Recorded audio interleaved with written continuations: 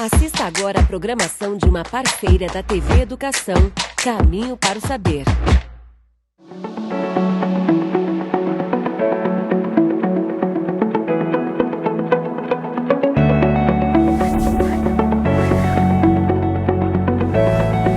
Oi pessoal, sejam bem-vindos. Está começando agora o programa Educação em Rede, desenvolvido pela Universidade Estadual do Maranhão. Nesse espaço a gente vai debater sobre educação, cultura e informação. A gente vai exibir documentários, vai promover debates entre convidados e trazer dicas para você que está nessa fase tão importante da vida, que é de escolher o seu futuro profissional, né?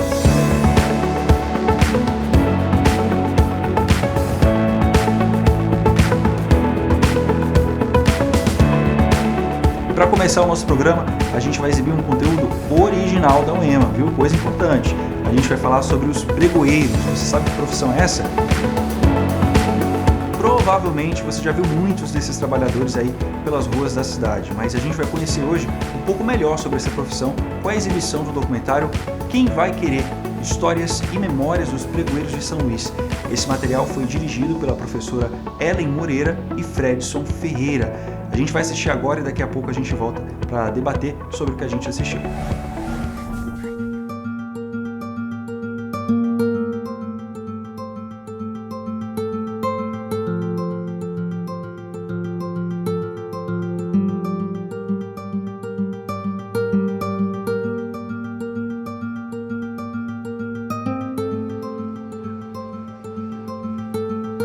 Vamos falar um pouco dos pregoeiros e das pregoeiras nessa atividade centenária que nós já temos no Brasil, de vendedores ambulantes com uma característica especial, que é uma característica própria de vender os seus produtos, de cantar os seus produtos, né, de apregoar, né, de maneira criativa, chamando a atenção dos seus consumidores, fazendo com que esses produtos sejam lembrados, sejam marcados, né? E a própria característica de cada um desses pregoeiros também seja fixada na mente, né, dos seus consumidores, atraindo, portanto, o interesse. Hoje é para vender, amanhã para dar, passa frio, mata calor, vem de vir chegou, a viola tá passando, o rapaz tá cantador, mas tá mostrando um duelo, daqueles que tu gostou, esse é coco, bacuri, maracujá.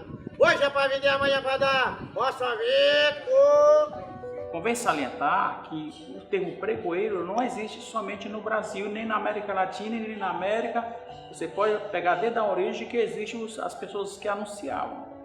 Mas como é que ele aparece no Brasil, especialmente no caso que nós estamos estudando, Maranhão, através dos africanos escravizados de ganho. Então esses africanos escravizados de ganho é que começam a anunciar seus produtos com vendas e com gritos. Eles tinham que, porque ele pertencia a alguém, se ele era de ganho, ele tinha que dar a porcentagem da pessoa e ainda tirar a porcentagem dele. Então daí que surge os famosos pregoeiros.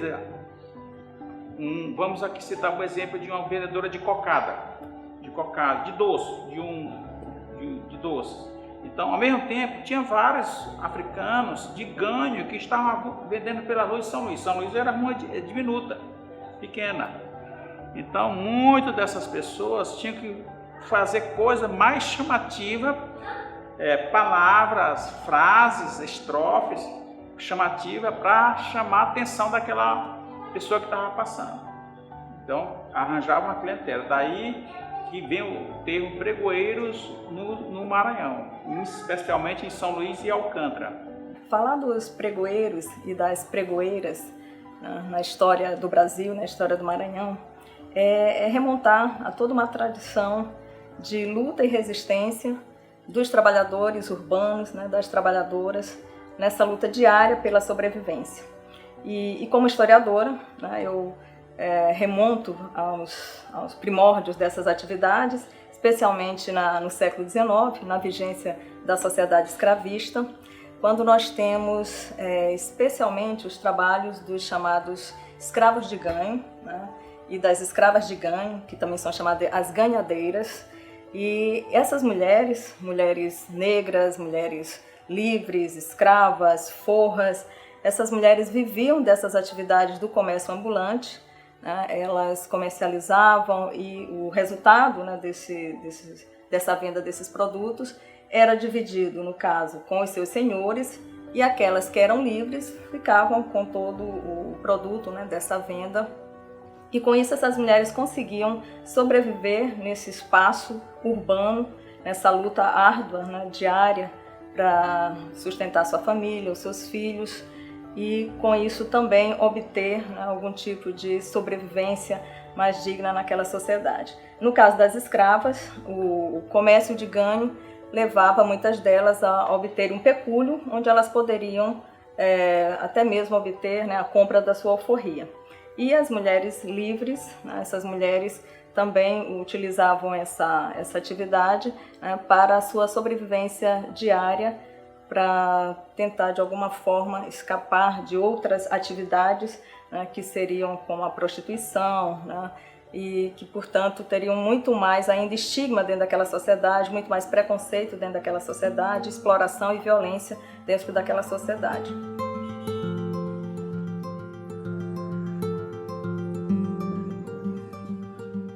Eu comecei em Coroatá, na escola do Padre Estrela. Ele ensinava e eu aprendi a fazer pirulito. E daí em diante eu venho fazendo. Vim para Rosário, continuei e estou até hoje. Eu ainda vendo com meus netos. Aqui de São Luís eu já vendi por todo canto. Já vendi no centro, já vendi nas cidades vizinhas, já vendi. Foi pra praia? Já fui pra praia, para todo canto eu já vendi.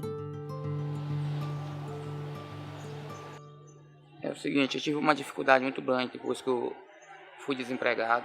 Botei currículos em várias empresas, nunca fui aprovado. E assim meu cunhado me chamou para vir. Assim que eu soube que eu ia ser pai, me convidou para ser vendedor de ideal. E no instante que eu comecei, eu vi uma dificuldade, porque eu tinha vergonha.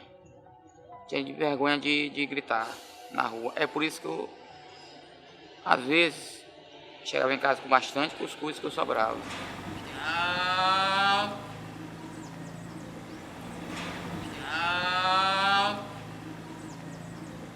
Mas hoje em dia não. Conheci várias pessoas, tenho vários clientes e já me acostumei a vender o ideal. E agora eu sobrevivo sobre isso.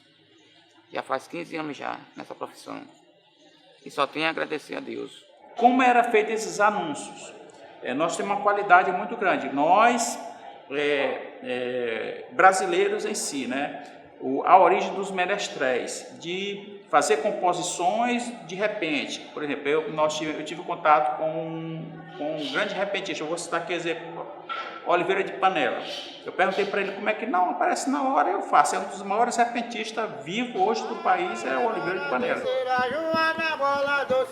Se falar, tu não me vende, se pedir, tu não me dá. Dona Maria tá deitada, Joana tá no quintal. Venha saber desse povo, rapazinho, como é que tá? Venha tomar teu sorvete que acabou de chegar. E os pescadores que subiam antigamente o beco do deserto, o beco do precipício, ou então a ladeira do convento, também não existe mais essas pessoas que saíam com seus corpos diretamente do portinho, que o golpe de misericórdia, quem dá nesses vendedores é exatamente o aterro do Bacanga, aquele aterrão ali que foi feito para o papódromo.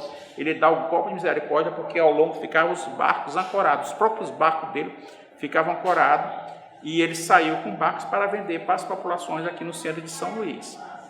Então aquele papódromo ali, ele causa um impacto muito grande na formação e na venda de pequenos vendedores, os famosos pregoeiros. Esses pescadores, eles anunciavam seus produtos com venda, com grito anunciando sua venda. Tinha todo um mote. Chegou agora, da entrada do Boqueirão, eu encontrei vários cantos, até chegar mesmo nos grandes nomes que se dedicaram a isso. É importante falarmos das mulheres pregoeiras, né, da sua luta pela sobrevivência e também das dificuldades encontradas na rua, né?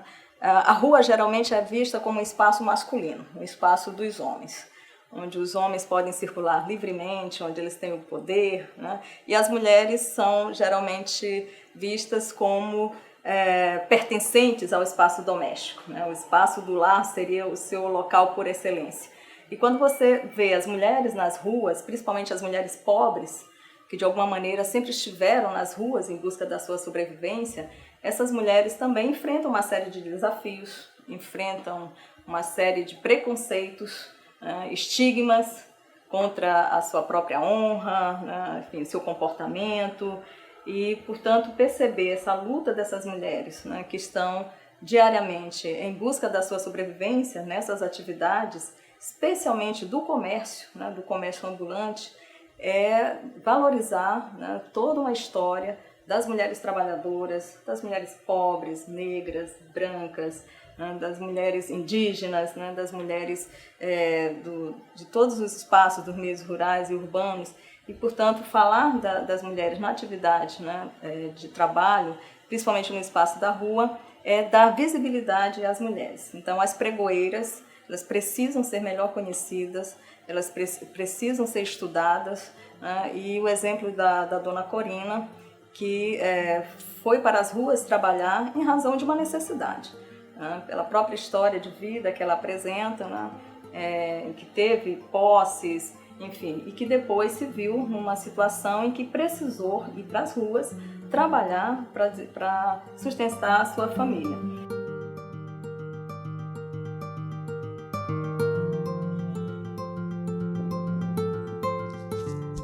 Diria para essas mulheres que estão hoje, quando eu morrer, que elas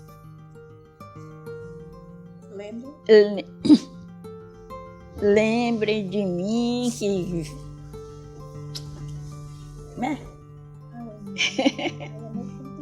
E lembrem de mim que valorize esses pirulitos, que venda também. Eu nunca deixei essa tradição cair. Nunca teve vergonha? Nunca tive vergonha de vender.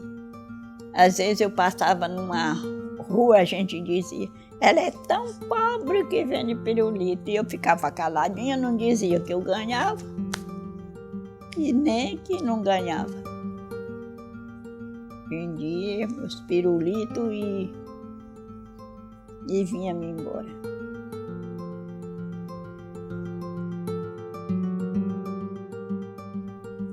Eu acho que não vai mais ter ninguém, não. Se eu não tivesse quase cega, quem estava vendendo ainda era eu. E estou sem dente.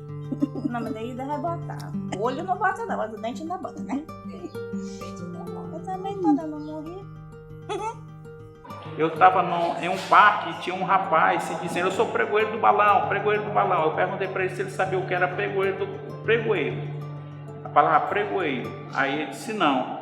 Mas eu achei tão bonito o termo de eu vender balão e dizer pregoeiro do balão. Ele estava vendendo balão plástico, estava vendendo balão e estava dizendo que era pregoeiro do balão. Aí eu perguntei para ele, ele disse que não sabia o que era, mas achou bonito. Então as pessoas continuam achando muito legal, né?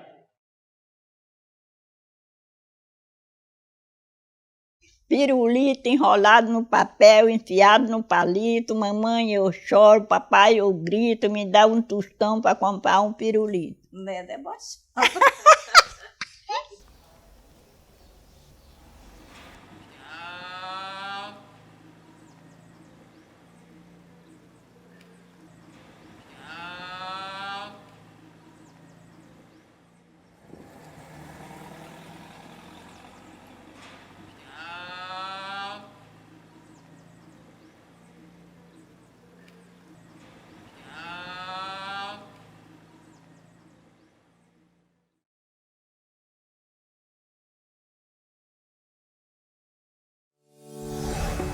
Tá aí, muito bom, né? Agora a gente vai se aprofundar nesse assunto. A gente vai conversar aí com a professora Ellen Moreira, idealizadora do projeto, e também com as professoras Elizabeth Abrantes e Eridan Guterres.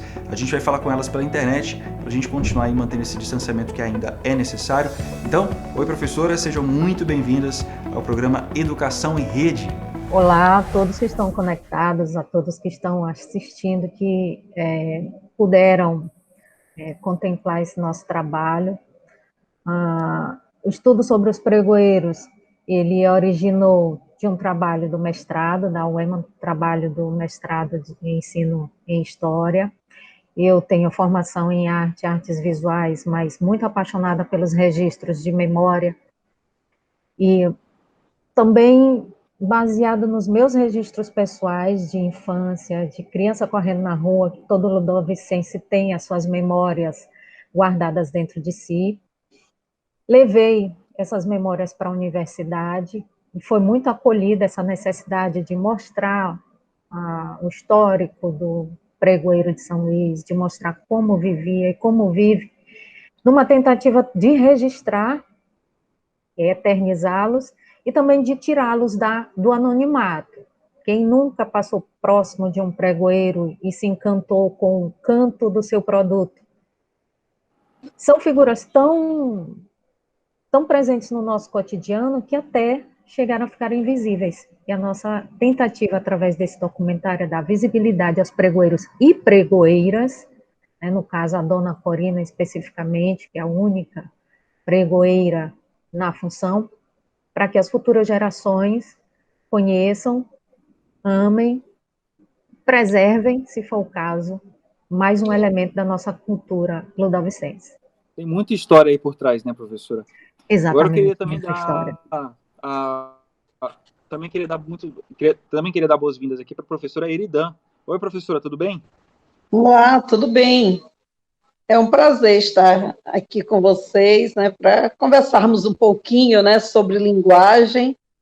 Um pouquinho porque falar sobre linguagem demandaria muito tempo, né, então vamos aproveitar esse espaço, né, para conversarmos, para dialogarmos algumas questões acerca da linguagem, e mais especificamente da linguagem dos pregoeiros em São Luís.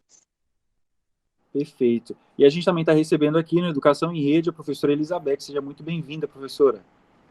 Olá a todos e a todas, né? Quero também agradecer pelo convite para participar desse momento, né, dessa conversa, no programa Educação em Rede. E como o Lucas já apresentou, né, sou a professora Elizabeth Abrantes, sou professora do curso de História da Universidade Estadual do Maranhão.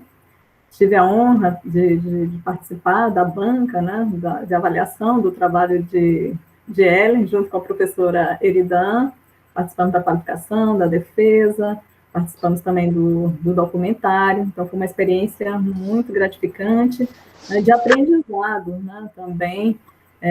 E, portanto, é isso que nós vamos conversar agora, né, nesse momento, compartilhar com vocês um pouco mais dessas histórias e dessas memórias, né, dos pregoeiros de São Luís.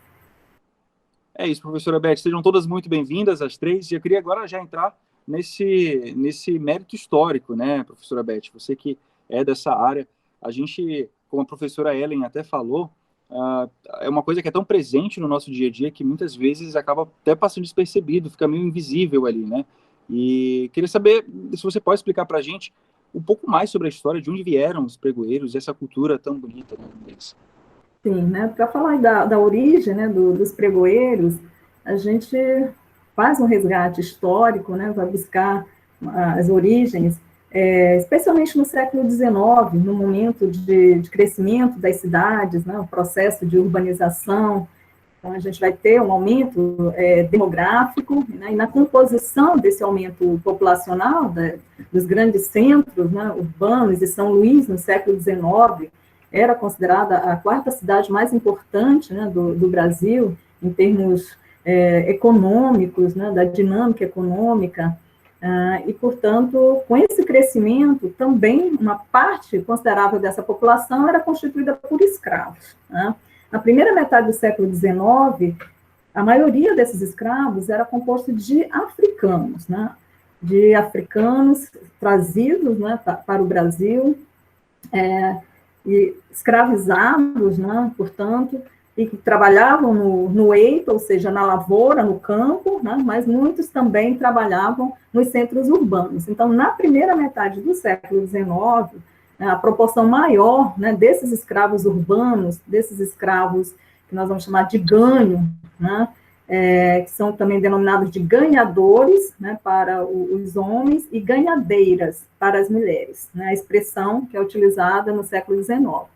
E esses escravos faziam essa atividade dos trabalhos, né, que hoje a gente chama do comércio ambulante, né, das atividades de venda de produtos. No caso dos homens, eles estavam mais ligados também à questão do próprio transporte, né, das pessoas, carregando mesmo, seja nas cadeirinhas, seja nos palanquins, seja nas redes, faziam esse transporte tanto de pessoas quanto de objetos, e as mulheres escravas, né, as ganhadeiras, elas estavam mais nessa atividade de venda de produtos, né, produtos de alimentos, principalmente. Mas não eram só as escravas, né, nós também tínhamos no século XIX as mulheres já forras, né, ou seja, as libertas, né, e mulheres também livres, mulheres que nunca foram escravizadas. Mas a maioria, né, desses que estão ali pela cidade, trabalhando, vendendo esses produtos, realmente são os escravos, né, seja os africanos, né, seja os chamados crioulos, ou ladinos, que eram aqueles já nascidos no Brasil, certo? Que já falavam a língua portuguesa, né, por terem nascido realmente já no país.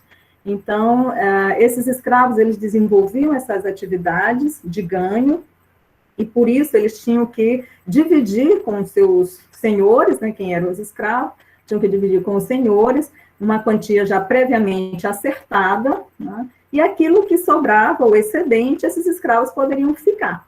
E esse pecúlio, né, lentamente ali acumulado, né, com muito sacrifício, com muito suor, né, depois de muito tempo acumulando, eles poderiam até mesmo comprar suas alforrias, certo? Então, era uma atividade que, a proporção que ia crescendo, né, e a partir do momento que mais escravos também, e não só escravizados, mas, né, e é mais interessante a gente usar realmente o termo escravizados, né, que é para não naturalizar uma situação que foi realmente imposta, né, uma condição que foi imposta a esses sujeitos sociais, né, e, portanto, quanto mais um número, né, de pessoas lá no ganho, obviamente tem uma concorrência também, e você vai buscar mecanismos, né, para poder distinguir, para poder destacar o seu produto. E aí vem a criatividade, aí vem a esperteza, né, aí vem assim, uma série de elementos, né, que vão ser agregados para que você possa destacar o seu produto dos demais, né? Então, nós acreditamos, com base nessas pesquisas históricas, que as origens, né, dos pregoeiros, essas origens estão ligadas justamente a essas atividades, né, dos ganhadores e das ganhadeiras no século XIX, que vendiam seus produtos pelas cidades, apregoando, né, cantando, né, esses produtos para chamar a atenção. Assim, de uma forma bem resumida, né? É isso. Você falou muito bem, explicou muito bem esse contexto histórico. Agora, hoje em dia, é possível dizer que existem outras características para esses profissionais que trabalham como pregoeiros? Bom, eu vou fazer uma relação também, né, com esse processo, né, de transformação, de mudanças que esse processo vai ocorrendo ao longo do século XIX, né, e já no final do século XIX, a gente tem a abolição, que é uma grande reforma social, né, a reforma das relações de trabalho, né, então é o momento em que a escravidão é extinta no país, e esses trabalhadores, né, sem outro tipo de qualificação, né, eles também não foram incorporados, né, nesse mercado de trabalho formal, né, não foram contemplados também com uma legislação de proteção ao trabalhador. Então, esses trabalhadores foram ficando realmente ao acaso, abandonados, e tiveram que continuar essas atividades que eles sabiam exercer, né? Então, eles continuaram... Para sobreviver, né? Para sobreviver, né? Então, por necessidade mesmo, né, para continuar tendo uma forma de obter alguma renda, né, algum pecúlio para a sobrevivência, e sem essa assistência, né, do Estado, né, sem esse amparo legal, sem as oportunidades educacionais, de qualificação profissional, né, então essas pessoas continuaram nessas atividades, né, de forma precarizada, certo? E continuaram sobrevivendo, né, como trabalhadores ambulantes, vendedores ambulantes, né, portanto, sem os direitos formais, aqueles direitos que são garantidos, né, principalmente já nas décadas do século XX, a partir da década de 40, a gente vai ter uma legislação trabalhista reunida na CLT, né, que é a Consolidação das Leis do Trabalho, e esses trabalhadores informais ambulantes, né, entre esses trabalhadores, os pregoeiros, eles não foram contemplados, né, esses trabalhadores urbanos.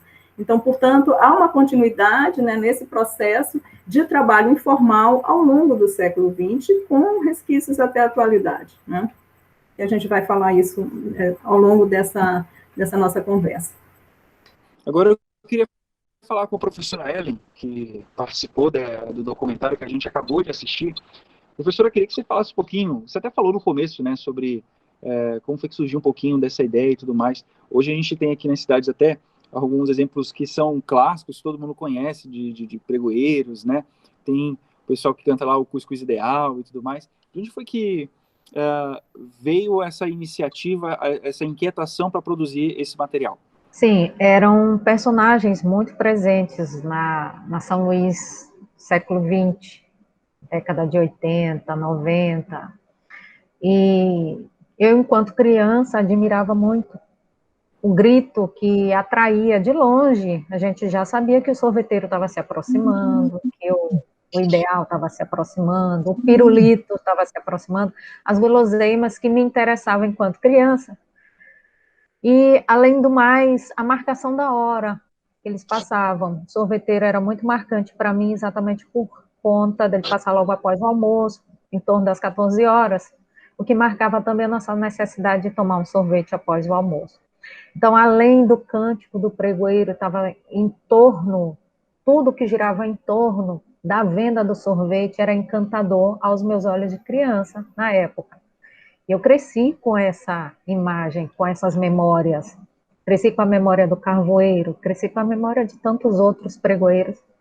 E na universidade, ainda fazendo arte, na UFMA, artes visuais, na questão da encenação, a gente estudou performance, e eu sempre me lembrava da performance dos pregoeiros, o quanto eles eram singulares, né, na persuasão para que o cliente comprasse seu produto. E, ao tentar o mestrado, eu disse, eu vou falar sobre os pregoeiros, vou falar sobre a performance, a figura marcante, porém ainda invisível, desses personagens tão interessantes, tão importantes, no cotidiano da cidade, no século XX, que foi o século mais marcante para mim, mas ele já vem de outrora.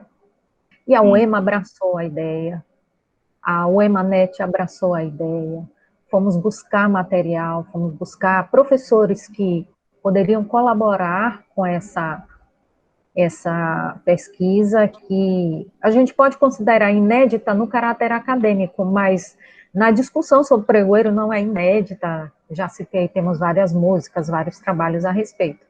E um documentário para ficar para a escola, para ficar para a educação mostrar que a nossa cultura, a nossa São Luís, tem Bumba Meu Boi, tem poesia, tem cacuriá e tem pregoeiro. Tem poesia na oferta de produtos. É uma turma que faz parte da nostalgia de muita gente, né? Você falou Sim. Da sua professora Elizabeth e Eridan, da época de vocês também, da minha época. Com certeza, né?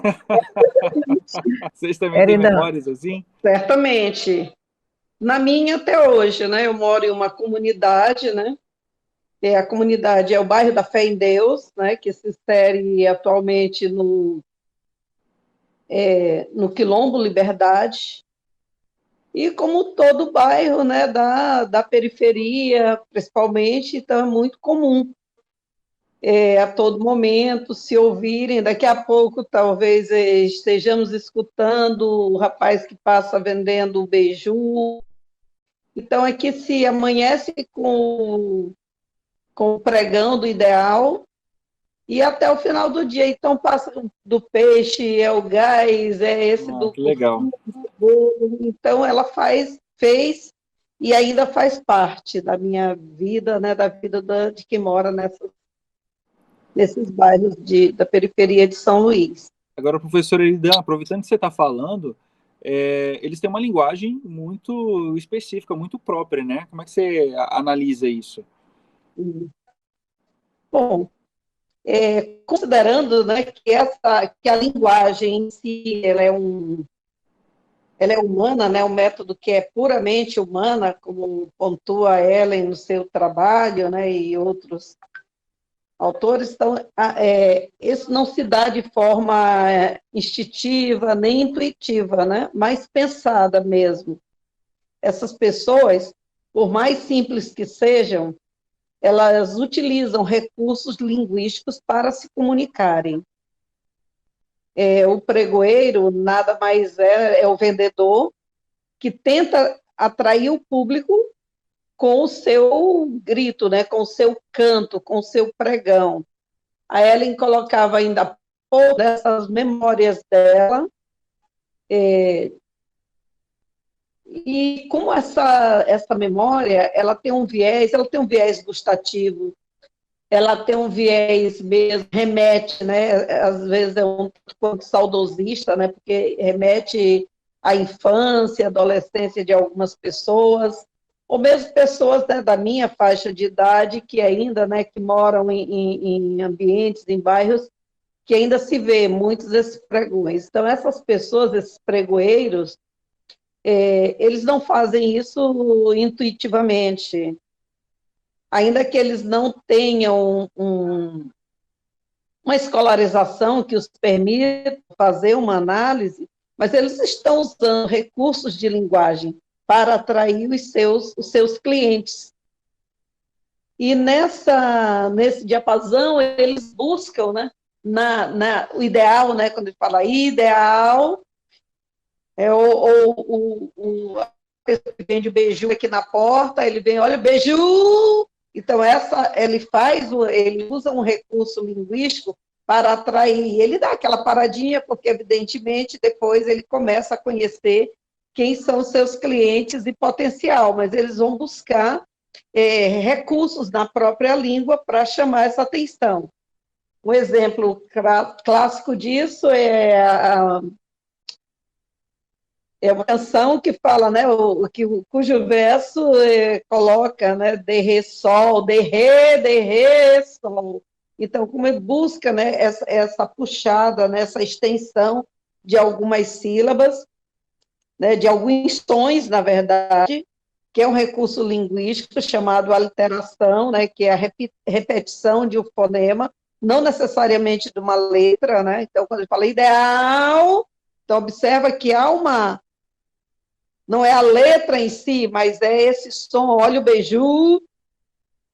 Então, a forma como esse pregoeiro, ele utiliza a linguagem, ele tem um conhecimento, né, gente? Um conhecimento que, ainda que não seja esse conhecimento que nós, da academia, temos, que os estudantes de letras têm, dos linguistas sobre a linguagem, né, em si, mas eles sabem que eles precisam, não basta chamar, dizer, olha o cuscuz, venda de beiju, não, ele vai buscar na própria palavra em si, no próprio produto, e usar um recurso linguístico para atrair essa pessoa, porque há uma relação entre esse sujeito que anuncia o seu produto e o sujeito que vai adquirir, que vai aceitar esse produto.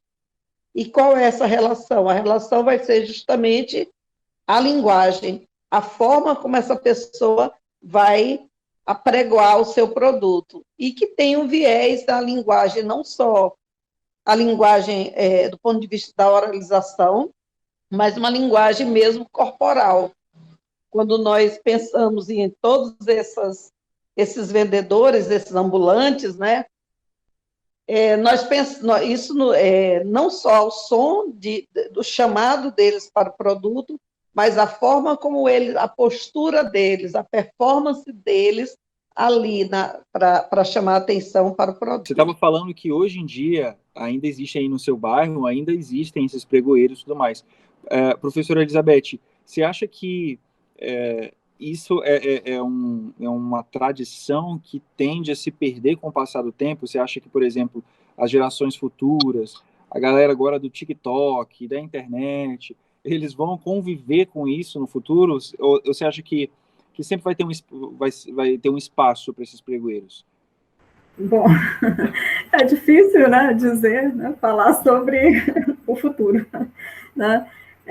O que a gente tem, o que a gente percebe realmente a partir da perspectiva histórica, né, são as mudanças, são as transformações, aquelas que eu já me referia, né, a alguns momentos, uma série de elementos, né, que foram cada vez mais também ao longo do século XX, de alguma forma até mesmo ampliando, né, o número de trabalhadores ambulantes, porque uma coisa tem que ficar assim diferenciada, né, que o pregoeiro, ele é um vendedor ambulante, um trabalhador ambulante, né, um vendedor ambulante, mas nem todo vendedor ambulante é um pregoeiro, né? Então, assim, que fique isso claro, né, não significa o fato de você estar vendendo alguma coisa que você é um pregoeiro.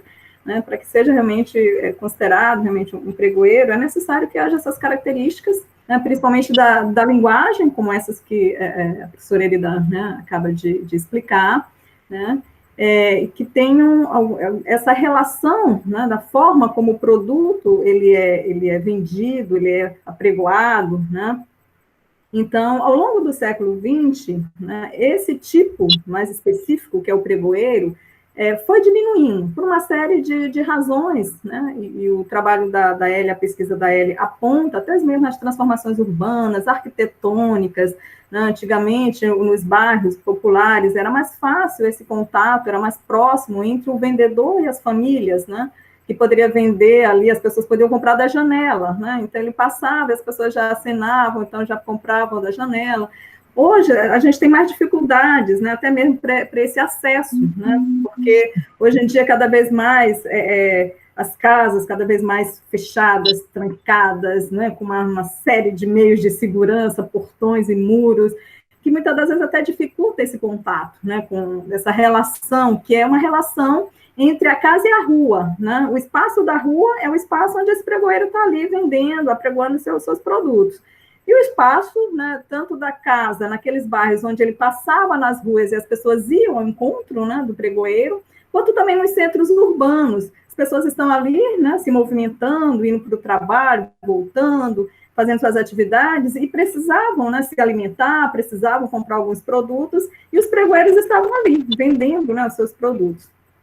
Então, do ponto de vista dessa atividade, que até hoje existe, né, nós estamos justamente falando que ainda escutamos, né, isso nas nossas ruas, eu também ainda escuto aqui na Coab, né, passar assim, anunciando, e eu vejo uma coisa interessante, que hoje é um recurso também estratégico de alguns vendedores, de alguma forma, de alguma maneira, recuperando, né, essa característica para chamar a atenção.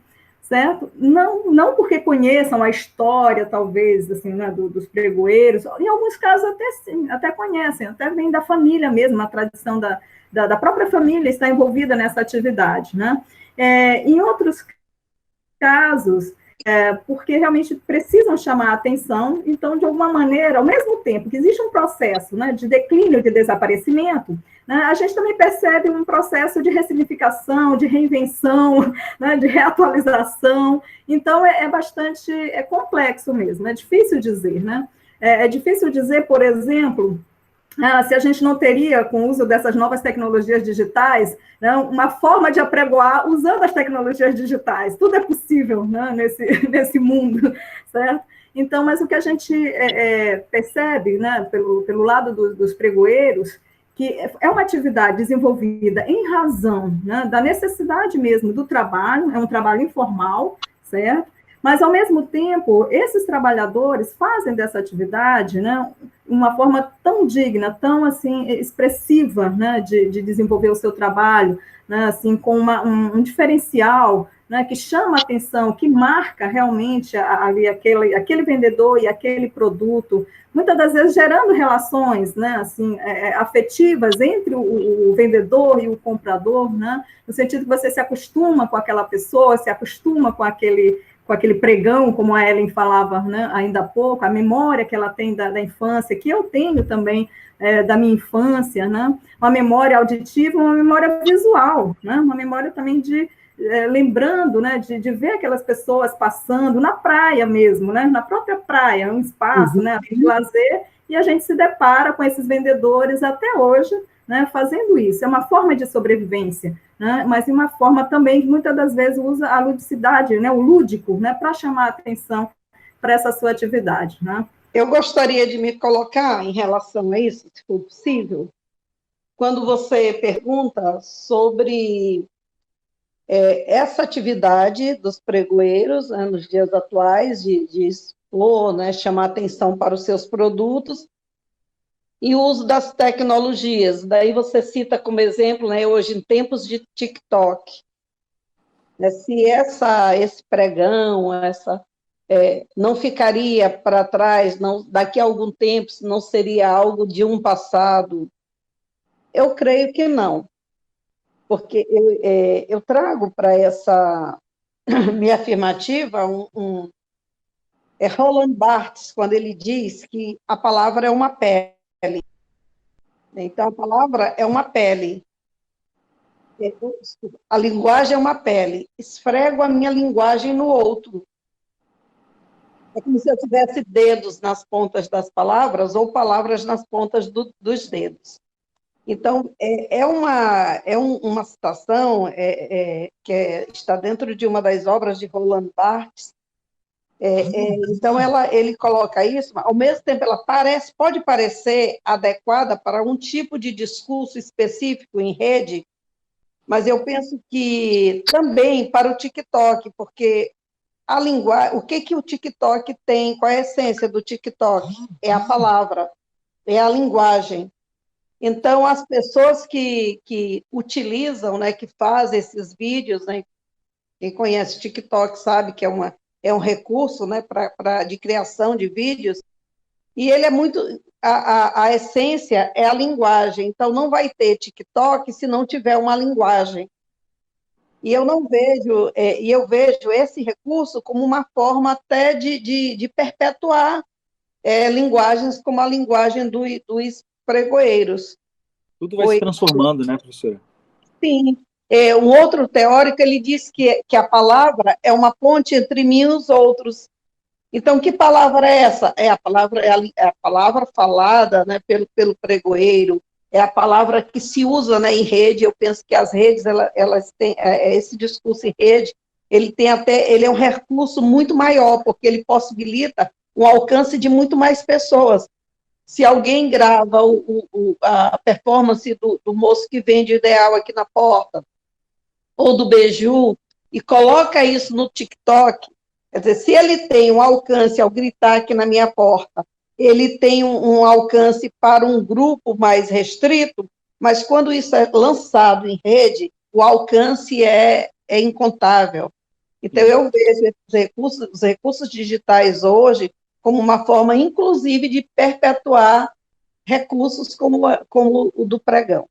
É sempre pensar em como a tecnologia pode, né, professora Ellen, agregar e transformar as atividades. A gente nem imaginava, por exemplo, que a gente estaria aqui tendo um debate como esse através da internet. Em outros tempos, isso parecia muito distante. E hoje a gente está aqui na televisão, falando aqui através de uma videoconferência.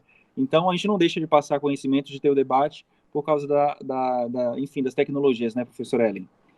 Exatamente, Lucas. A tecnologia não invalida, né, não desmerece a classificação como pregoeiro. Como Beth exemplificou, e a gente precisa pontuar, que o pregoeiro é um ambulante, mas nem todo ambulante é pregoeiro. E lá na origem mesmo do pregoeiro, o pregoeiro era aquele que produzia o seu produto, que fabricava e saía para vender.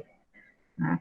Hoje a gente tem uma pregoeira que ainda produz o seu produto e sai para vender, que se a gente for assim, mergulhar na essência do pregoeiro, seria ela o grande exemplo do que seria pregoeiro raiz, né, que se usa muito hoje, pregoeiro raiz, pregoeiro Nutella, pregoeiro raiz, que é a dona Corina, que vende pirulitos. Hoje um pouco menos, devido às limitações físicas, AVC que ela sofreu, mas ela sempre produziu o seu pirulito e saiu para vender. Né? Hoje, os pregoeiros que nós temos, eles às vezes compram o produto e ainda usam no pregão para atrair, para né, para chamar atenção, para persuadir. E usar a tecnologia para perpetuar isso, como bem falou Eridan, é interessante exatamente para marcar uma geração. Nós saímos de uma geração do porta a porta, como o Beth falou. Saímos da geração do porta a porta, da confiança com o peixeiro. A gente sabia que aquele produto tinha procedência. Era muito mais do que uma relação de venda, era uma relação de confiança. Se chamava pelo nome ou por um tratamento carinhoso. Dona Maria, e aí Dona Maria vai querer o peixe hoje? E fazia rima, né? Laranja de Anajatuba, quem não comprar fica com curuba. Então, além da persuasão para vender, ainda tinha a verve cômica para se aproximar do freguês, né? Para romper uma barreira para haver essa relação de confiança. Hoje, com os grandes condomínios, o pregoeiro dos nossos tempos saiu do centro dos bairros mais centralizados, né? Por onde eles perambulavam e viravam música e poesia, e passaram a se limitar a alguns bairros periféricos, como pontuou Eridan. Ele está muito presente nos bairros distantes dos centros, onde ele concorre hoje com as grandes lojas, com os sons das grandes lojas, com as buzinas dos carros. Imagina um pregoeiro gritar em meio a tantos carros, não teria alcance.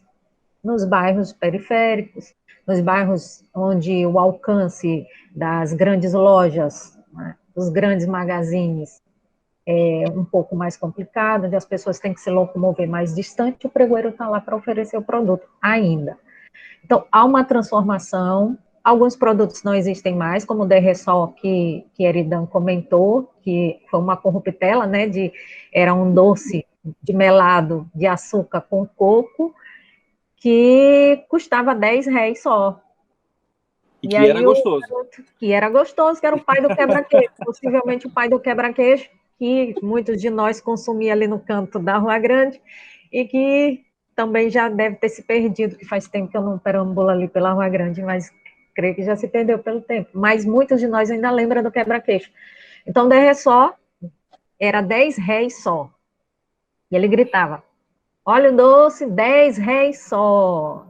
Antes que se perguntasse quanto era, ele já anunciava que era apenas R$10. E aí, de tanto repetir, houve a corruptela aí que batizou o nome do doce de Derresol. Então, essas curiosidades sobre os pregoeiros e seu cotidiano, seu fazer pregão, suas performances, né?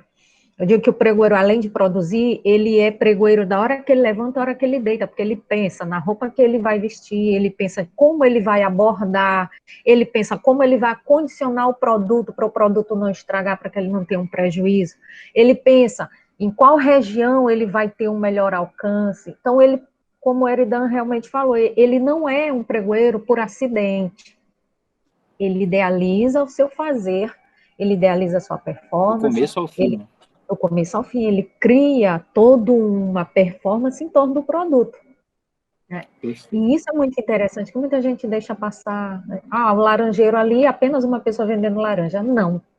Tem todo um contexto histórico por trás daquela verve de vender cantando. Né?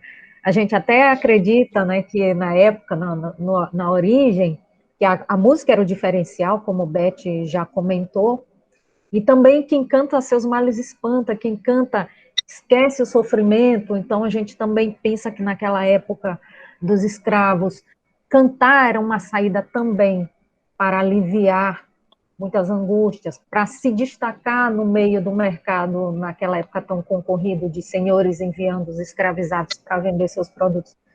Então eu chamo a atenção para os educadores, aos colegas educadores, que é um tema muito fascinante de se trabalhar em língua portuguesa, em história, em arte, em sociologia, em filosofia, tantas outras áreas de conhecimento, que às vezes a gente foca tanto em São Luís, Ilha do Amor, capital dos azulejos, tambor de crioula, bumba meu boi, tem tantas especificidades que está no nosso cotidiano e que se invisibilizam por conta desse corre-corre diário, por conta dessa enxurrada de informações que no contexto atual a gente está vivendo. É isso. Professora, inclusive você estava falando, eu fiquei curioso, você participou de todo o processo de produção, né, do documentário que a gente acabou de assistir. Foi fácil encontrar esse pessoal para entrevistar, para conversar, para saber mais a história? Foi um processo de muito tempo? Quanto tempo durou assim? Olha só, fácil não foi por conta da agenda deles. Por exemplo, Dona Corina, no início da pesquisa, a Dona Corina tinha uma agenda de venda. Então, segunda, só um exemplo aqui que eu não lembro bem a agenda dela, mas tipo, de segunda-feira é o dia do descanso, terça, quarta e quinta no bairro tal, sexta, sábado, domingo no bairro tal, centro histórico. Então, tinha que casar a agenda. Escolher também os pregoeiros mais marcantes que ainda estão em atuação e que ao falar as pessoas lembrem. Então não poderia pegar um pregoeiro que não fosse uma figura assim comum na cidade. E aí, com uma conversa, mostrando o credencial da universidade, o documento lá de autorização de uso de imagem, de entrevista, eles acabam criando confiança, porque eles também ficam receosos, e aí é um alerta que eu faço também aos colegas pesquisadores. Tem muitos colegas pesquisadores que usam do entrevistado e não dão um retorno, eles já ficam ressabiados. Eu vou dar uma entrevista, eu não sei para onde foi, não sei o que vão usar da minha palavra, né? Então, eles ficam receosos de parar a sua função para contar suas histórias, mas quando eles têm a confiança, aí você nem pergunta mais. Isso durou quanto tempo, professora? O início da Olha, pesquisa até a publicação do o material? documentário durou 1 ano por causa da pandemia, né? Porque era para ser, em média, assim, o documentário em si, a produção, era para levar menos tempo.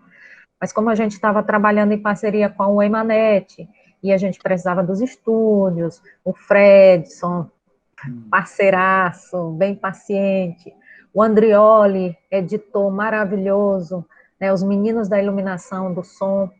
Então, a gente precisava também de uma agenda que casasse com o pregoeiro e a agenda dos equipamentos da UEMA. Então, durou, em média, 1 ano, um pouco menos de 1 ano, até, talvez, por conta da pandemia. Mas eu participei do roteiro, participei das reuniões, e Fredson lá me dando os toques, porque eu estava com a ideia e ele com conhecimento técnico, mas foi maravilhoso.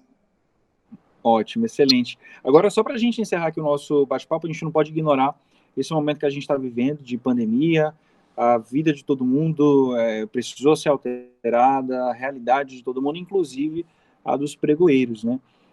Professor Eridan, você que até hoje convive com o pessoal aí gritando na sua porta. Você percebeu alguma mudança durante esse período? O pessoal começou a agir diferente, sei lá, com álcool em gel? Você percebeu alguma diferença durante esse período de pandemia?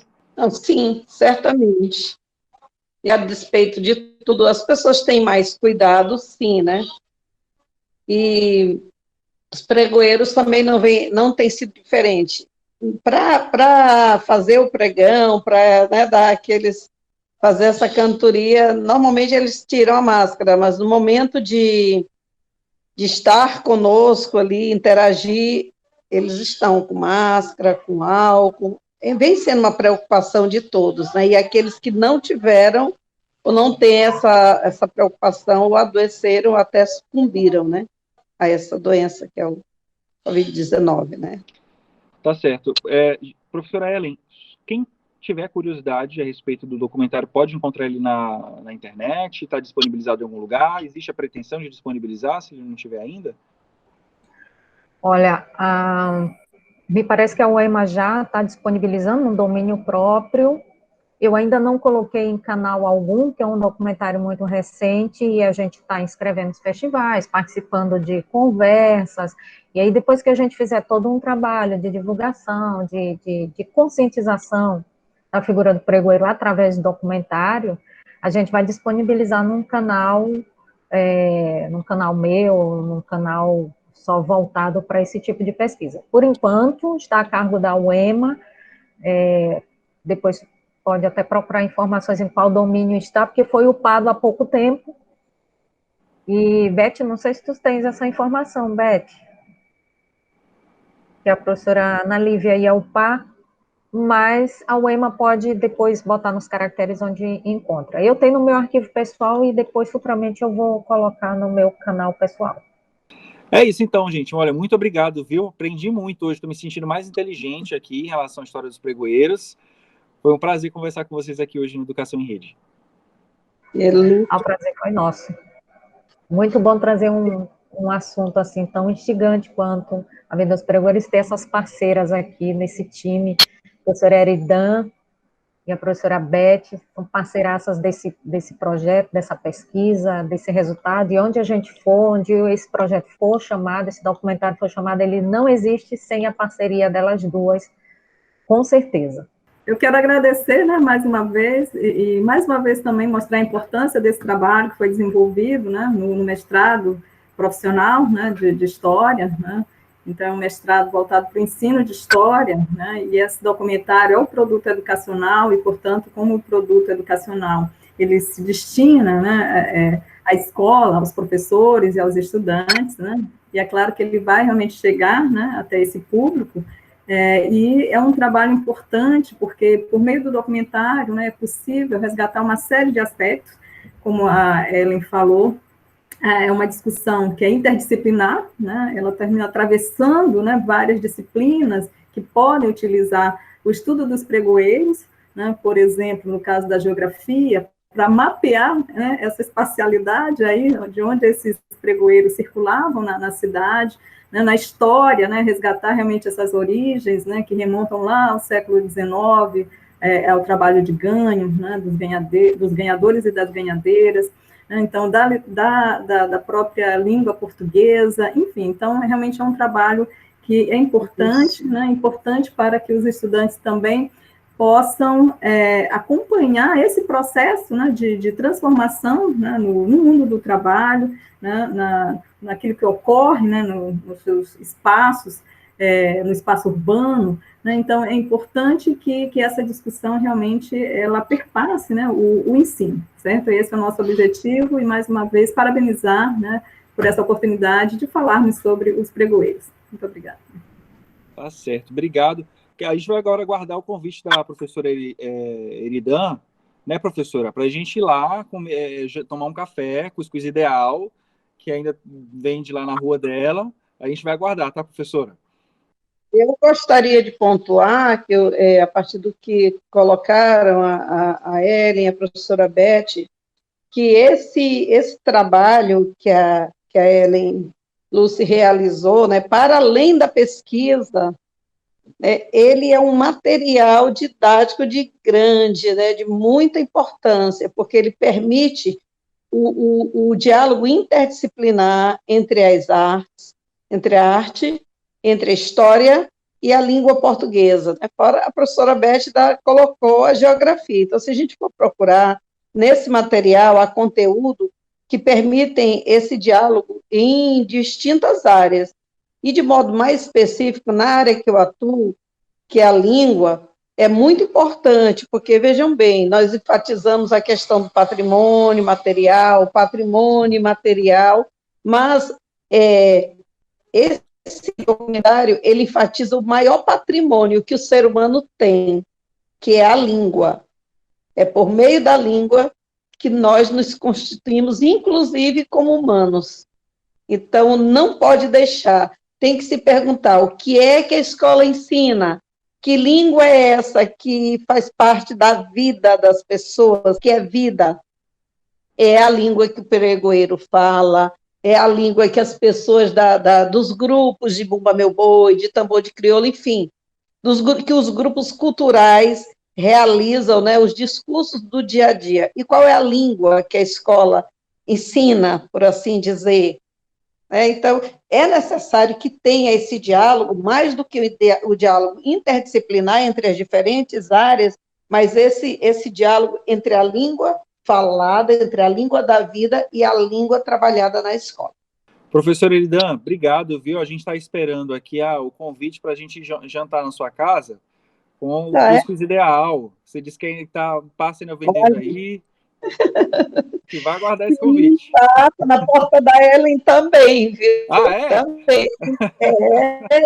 Não Passa, falta Lucas. opção. Inclusive, eu mandei para a Cris e a equipe, a gente mandou Foi? uma Olha aí. quentinha de coisa ideal para ela saborear. Passa que de vez em quando ele virou até nosso amigo novamente, né, devido às entrevistas.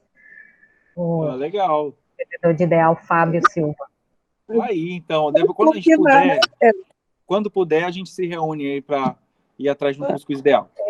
A gente ainda vai fazer o lançamento oficial, tudo direitinho, porque a pandemia não deixou a gente se reunir, fazer um lançamento com pompas e tal, com tudo que merece, com os pregoeiros presentes. A gente supõe que no final do ano ou até ano que vem a gente possa reuni-los e prestar essa homenagem a eles ainda em vida, porque Dona Corina já está, né, com 94 anos e daqui a pouco a memória dela se vai, né? Então a gente precisa eternizá-los através desse documentário. Vai dar certo se Deus quiser. Obrigado, viu, professoras? Agora o programa vai continuar. Obrigado e até uma próxima oportunidade. Tchau, tchau. No próximo programa a gente vai exibir o documentário 3 Vezes Melhor, dirigido por Andrioli Araújo. Esse filme conta a história de uma jovem maranhense que desde cedo teve que enfrentar os desafios de conviver com racismo. É um filme imperdível. Agora a gente vai mudar de assunto, a gente vai falar sobre estudar com leveza, né? Porque entre uma bateria de estudos e outra, a nossa mente precisa de um respiro, de um descanso. Por isso a gente separa algumas dicas para você conseguir aproveitar o seu tempo livre, buscando conhecimento também, só que de uma maneira mais leve. E para extrair esse momento de dicas, a gente vai começar com uma dica de livro. E hoje quem conta pra gente um livro que marcou a sua vida é a Tainara Ogê. Oi gente, aqui é a Tainara Ogê e eu tô passando aqui para indicar um livro para vocês que para mim é bem especial, que é um clássico de Machado de Assis, que é Dom Casmurro. Vocês têm que ler, geralmente é escolhido como leitura obrigatória no ensino médio, no vestibular, e além disso tem toda aquela história envolvente em volta do casal controverso, Capitu e Bentinho, e você fica cheio de questionamento pro resto da sua vida. Então quem não leu, vale a pena ler. Dom Casmurro, o livro que a Tainara indicou, é realmente um clássico da literatura brasileira, viu? Ele foi escrito em 1899 por Machado de Assis, considerado um dos maiores nomes da literatura brasileira, e confirma o olhar certeiro e crítico que o autor tinha sobre toda a sociedade brasileira. E trazia também a temática do ciúme, abordada com brilhantismo nesse livro e que provoca polêmicas em torno do caráter de uma das principais personagens femininas da literatura brasileira, a Capitu. É isso, pessoal. O programa de hoje passou rápido, viu? Educação em Rede de hoje está ficando por aqui. Você pode acompanhar as ações da Universidade Estadual do Maranhão através das nossas redes sociais oficiais, viu? É @uemaoficial em todas elas. Semana que vem a gente volta com mais um programa novinho para você. E até lá, não perde foco não. Continue estudando que a recompensa vem. Até semana que vem.